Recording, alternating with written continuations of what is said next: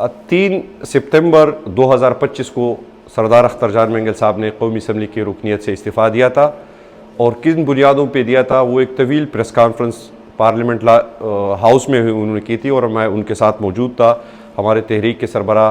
मुहतरमा चकज़ई साहब भी उधर मौजूद थे और उन्होंने बलूचिस्तान के मौजूदा हालात के ऊपर और इनसे दरबर्दाश्ता होकर कि मैं आवाम का मुंतखब नुमाइंदा हूँ, लेकिन अपनी आवाम को इस हालत में देख कर, अपने बलोचों को इस हालत में देखकर, अपने हमवतनों को इस हालत में देखकर मैं बेबस हूँ। ये पार्लियामेंट मेरे बलोचों के मसाइल नहीं हर सकती क्योंकि ये मुंतखब पार्लियामेंट ही नहीं है। और एक तवील उन्होंने एक मुकदमा रखा था और उस बुनियाद पर फिर उससे थोड़े अरसा बाद सरदार सादिक साहब का इंटरव्यू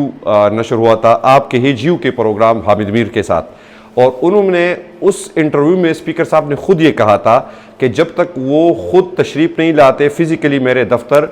साइन नहीं करते अपने उसके ऊपर और 2 गवाह उनके साथ नहीं होते, तो तब तक उनका इस्तीफ़ा मंजूर नहीं किया जाएगा। अब अचानक ऐसा क्या हो गया? तो वो 2 गवाह वहाँ उनको कहाँ से मिल गए, उनके दस्तखत उनको कहाँ से मिल गए? तो मेरे ख्याल में ये जवाबबंदी की जो एक रीत चली है इस मुल्क में कि जिस तरह आसमा जहांगीर कॉन्फ्रेंस के दौरान उन्होंने बलोचों का मुकदमा रखा, बलूचिस्तान के मौजूदा हालात उन्होंने बिल्कुल विदाउट एनी सेंसरशिप जो है ना कौम के सामने रखे, तो मेरे ख्याल में फैसला साजों को उनकी वही बातें नागवार गुजरी है। और ये तहरीक तहफ़्फ़ुज़ आईन पाकिस्तान में शामिल जितनी भी सियासी जमातें हैं वो इसी फस्तायत के शिकार है। आप मेरी अपनी जमात पाकिस्तान तहरीक इंसाफ के opposition leaders in senate, in national assembly, हमारे इत्तेहादी जनाब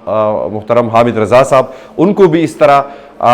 कोर्ट के ज़रिए डी-सीट कर दिया गया, उनकी नशिस्तें छीन ली गई। अभी भी हमारे बहुत सारे मेंबरान के केसेस अदालतों के अंदर ज़ेर इल्तिवा है। तो ये एक पैटर्न है जो हमें समझ आ रही है, लेकिन हम ताकतवरों को और फैसला साजों को ये बताना चाहते हैं कि आप सरदार अख्तर जान मेंगल का इस्तीफ़ा तो मंजूर कर सकते हैं, लेकिन उनके ज़बान पे ताले नहीं लगा सकते। वो बलोचों का मुकदमा, वो महकूम मजलूम लोगों का मुकदमा मज़ीद शद और मत के साथ लड़ेंगे, आगे भी लड़ेंगे और पूरी तहरीक तहफ़्फ़ुज़ आईन पाकिस्तान उनकी पुष्पराही पे डट के चट्टान के साथ उनके साथ खड़ी है।